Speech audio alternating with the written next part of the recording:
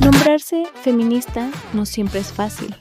Las traiciones del feminismo occidental generan tanto rechazo como su ávido deseo de integrarse en el mundo capitalista y de ocupar su lugar entre los hombres depredadores, o su obsesión en torno a la sexualidad de los hombres racializados y a la victimización de las mujeres racializadas. Françoise Vergès.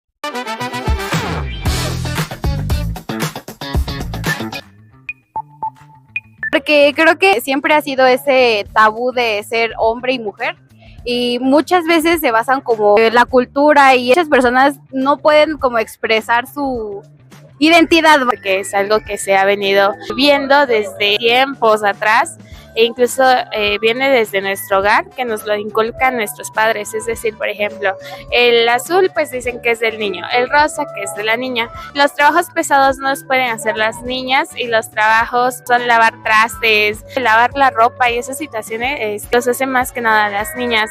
Habla mucho de género por base científica, ya que genuinamente una persona que estudia medicina o ciencias del área de la salud le enseñan mucho. En informe médico solamente existen dos tipos de género, que sería hombre y mujer. Y si te pones a debatir con una persona sobre qué es un género, muchas personas suelen ser un poco ignorantes sobre el tema y solamente van a fundamentar su argumento con bases científicas. Estamos en un momento histórico en el que la participación de la mujer es más que indispensable, es importante.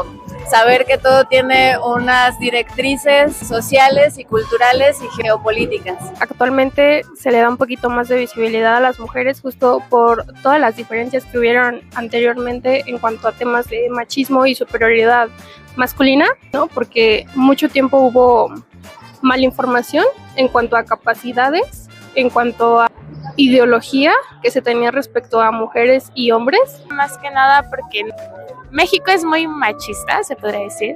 Entonces aquí incluso el que un hombre lave o haga la comida, ya eso quiere decir que no es un niño. O que una mujer, por ejemplo, se ponga a hacer cosas como clavar clavitos o cosas de albañilería, pues ya es como de que no, es que seguramente ni siquiera le gustan los hombres, por eso es que hace ese tipo de cosas. Porque es importante reconocer la labor de las mujeres. La verdad, las mujeres trabajamos más y nos pagan menos muchas áreas, no solamente en los trabajos en específico, sino en nuestras casas. Hacemos más que los hombres generalmente. Siempre hemos estado como por debajo, y creo que ahora hemos tenido más visibilidad de lo que debe. Es importante para los derechos humanos de las mujeres. Siempre hemos sido, hasta la fecha, invisibilizadas, tratadas como manos de segunda. Entonces, el hecho de que exista esta plática en todos los ambientes es un parteaguas para que nosotras podamos vivir una vida plena, sin violencia. Creo que hemos tenido grandes avances, sobre todo en cuanto a las diferentes capacidades que puede tener tanto un hombre como una mujer, y se ha hecho grandes trabajos actualmente en cuanto a el reconocimiento de la mujer. Me parece muy importante también el hecho de que las mujeres pueden alzar la voz. Hoy en día ya no es tan complicado como hace décadas, y también que se le da más reconocimiento a los trabajos y a los derechos de la mujer. Ya somos libres de votar y elegir y de que nos escuchen. Es importante darle más visibilidad a las mujeres, la equidad, o sea, no estamos hablando de igualdad, no estamos hablando de que las mujeres sean superiores, sino equidad, ¿no? Que se le dé a las mujeres lo que se merece, ¿no? Lo justo. Que se habla mucho de género porque muchos buscamos pelear por nuestros derechos y muchos también intentan alzar la voz para también tener sus derechos de una forma equitativa. El problema es que existe demasiada desinformación que hace que todo parezca una lucha de sexos, preferencias, o simplemente no se ha tratado de reeducar a la persona ni a la sociedad con el tema del género, su importancia y lo que pueden hacer ambos como equipo. Cada año o cada vez tenemos más oportunidades que se nos ha ido dando desde hace mucho tiempo atrás, ¿no? Cuando las mujeres no podíamos votar, hacia la actualidad, que ahorita somos una voz. Cada vez pues las personas tenemos un cargo muy importante en carreras como ingenierías, o decíamos que no íbamos a poder, cada vez somos más mujeres, y carreras que dicen que son solo para hombres. También en lo que son valores, el empoderamiento de la mujer, que actualmente tiene mucha fuerza. Todavía hay mucho rechazo por parte de la sociedad mexicana, todavía se resiste a incluso decirle a la presidenta tal cual, ¿no? Presidenta.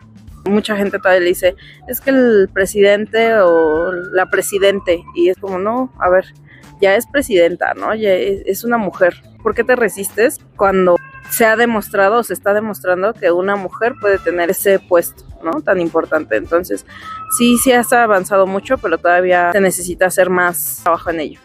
¿Qué tal? Mi nombre es Itati Moreno, soy formadora popular del Instituto Nacional de Formación Política de Morena, de su programa integral de género, y el día de hoy vamos a contestar la pregunta ¿por qué es importante hablar de género? Bueno, primero decir que el género se vuelve de pronto un concepto polisémico, es decir, que puede adquirir muchos significados, y uno de los significados más comunes atribuidos al género es decir que estamos hablando únicamente de las cuestiones de las mujeres. Sin embargo, el género como categoría analítica viene de un proceso simbólico, de un proceso cultural que asigna históricamente roles y estereotipos a las personas de acuerdo con el sexo biológico con el que nacieron. Esto se le conoce como los mandatos del género derivados de una sociedad patriarcal donde posiciona a los hombres que tengan que cumplir ciertos mandatos como ser personas fuertes, proveedores, valientes, y a las mujeres con la asignación de los roles en el cuidado, en las labores domésticas, en la prohibición de la participación pública. Estos roles y estereotipos que mandata el género atribuidos a la feminidad y a la masculinidad son muy evidentes en el término de la participación pública. Por ejemplo, es común y es además una historia que ha marcado la vida de las mujeres el que nosotras no podamos participar en los espacios públicos y políticos. El espacio que se ha designado a través de la asignación del mandato de género en una sociedad patriarcal hacia las mujeres es en el espacio doméstico, en el espacio de cuidados, en el espacio incluso del amor abnegado, mientras que a los hombres se les asigna el espacio público donde pueden participar de la toma de decisiones, donde pueden tener una vida, digamos, libre en comparación con las decisiones que toman las mujeres, que pueden tener prácticas que no van a ser juzgadas por los otros hombres. Por eso es importante decir que el género tomó una politización por parte del feminismo. Muchas y muchos conocemos la obra de Simone de Beauvoir, El segundo sexo, donde ella en una frase dice: no se nace mujer, se llega a serlo. Que el ser mujer tiene que ver con aprender estos mandatos que se van a reproducir dentro de los propios espacios públicos, por decir la familia, la escuela, la propia sociedad, que además se va a relacionar con esta educación bancaria. Todo lo que conocemos, lo que nos socializa, lo que nos atraviesa, se aprende, se normaliza y se justifica. Otra de las mujeres, que es mexicana, Rosario Castellanos, escribió una tesis muy valiosa que se llama Sobre la cultura femenina. Esto lo escribe en 1950. Ella explica que la cultura mexicana le atribuye a las mujeres un espacio de subordinación a través de las tradiciones, a través del lenguaje y a través de la cultura. Es decir, estos aparatos ideológicos de reproducción han hecho que las mujeres y los hombres, o la sociedad en general, asuma como normal y como un bien el hecho de que las personas cumplan estos roles, estos mandatos de género. Es importante decir que el mandato de género se vive de manera diferenciada entre las propias mujeres.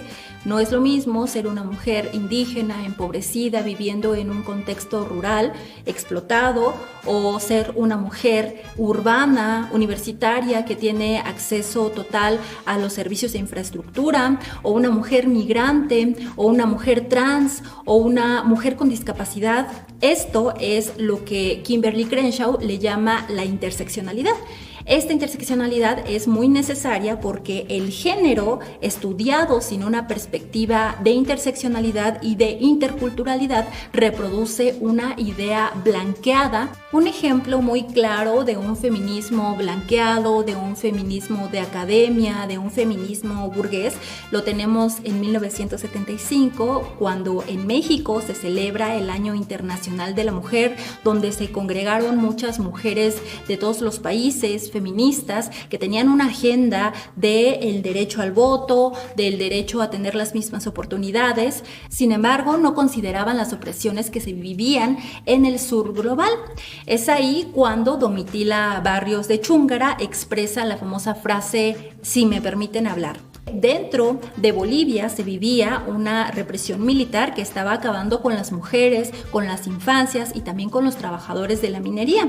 Esta solicitud de Domitila Chúngara fue rechazada por no considerarse un asunto de las mujeres. Eso nos lleva de nuevo a pensar una perspectiva interseccional e intercultural para que todas las mujeres seamos realmente libres. Otra de las cosas por las que es importante hablar del género es porque desarrolla una violencia simbólica muy fuerte. Es decir, la violencia simbólica es aquella que no necesariamente se va a ejecutar por un agresor directo, sino es aquella que ya tenemos incrustada como un dispositivo cultural que nos hace sentir culpables por querer ser libres, por querer ir a la universidad, por no querer hijos, por no querer casarnos, por no querer asumir las labores de cuidado. Esa violencia simbólica también opera en los hombres cuando no son proveedores o cuando tienen esa necesidad de no expresar sus sentimientos por sentirse señalados o vistos desde una perspectiva minoritaria, cuando tienen una necesidad de expresar sus emociones y no pueden hacerlo, o cuando tampoco pueden expresar abiertamente su sexualidad o su orientación sexual o su orientación afectiva. Todos estos mandatos, todos estos estereotipos funcionan como este dispositivo o a través de este dispositivo de la violencia interiorizada de género que también pone en competencia a las propias mujeres y a los propios hombres. Entonces, si decimos que el género es un proceso relacional, que es un proceso cultural, que es un proceso histórico que se va aprendiendo, que se va reproduciendo, significa que también se puede desaprender. Es decir, se puede transformar la forma en la que concebimos estos mandatos de género, pudiendo llegar incluso a terminar con aquellos mandatos y poder transformar la sociedad misma. Hay diferentes formas de ser hombre, hay diferentes formas de ser mujeres, y esa diferencia, esa diversidad no tendría por qué costarnos la vida, ni la dignidad, ni el derecho a tener una vida con todos nuestros derechos humanos. Desde el feminismo popular tenemos claro que la realidad siempre puede transformarse y que las desigualdades y discriminaciones basadas en el género deben ser prioritarias para una verdadera transformación social. Y en el México de hoy, hablar de género significa también pensar en las demandas que aún existen de las mujeres, de las personas sexodiversas, de los propios hombres. Nuestro país ha transitado a un momento histórico relevante. Hasta hace apenas 70 años, las mujeres no éramos consideradas ciudadanas, no teníamos derecho a votar ni ser votadas, no podíamos soñar incluso con llegar a ser gobernadoras, senadoras, diputadas, y el día de hoy tenemos a nuestra primera mujer presidenta. Finalmente, para tener una perspectiva más amplia de cómo abordar el género, tenemos que considerar que el género está atravesado por el patriarcado, por el colonialismo y por el capitalismo. Esto que llamábamos interseccionalidad es una herramienta que nos permite no solo ver las condiciones superficiales, sino qué subyace dentro de lo que se vive o lo que se piensa como normal dentro de la feminidad y la masculinidad. Les invito a que participen en la discusión, en los foros, que pongan sus propias reflexiones, que nos digan qué estamos entendiendo nosotras y nosotros por género y por qué también es necesario cambiarlo, o si consideran que estos mandatos sí son parte de una cuestión biológica. Compañeras y compañeros, este debate es muy necesario para avanzar en una realidad de justicia para todas las personas y especialmente aquellas personas que han sido históricamente discriminadas, que hemos sido históricamente invisibilizadas y que también hemos sufrido por los crímenes de odio cometidos contra muchas personas.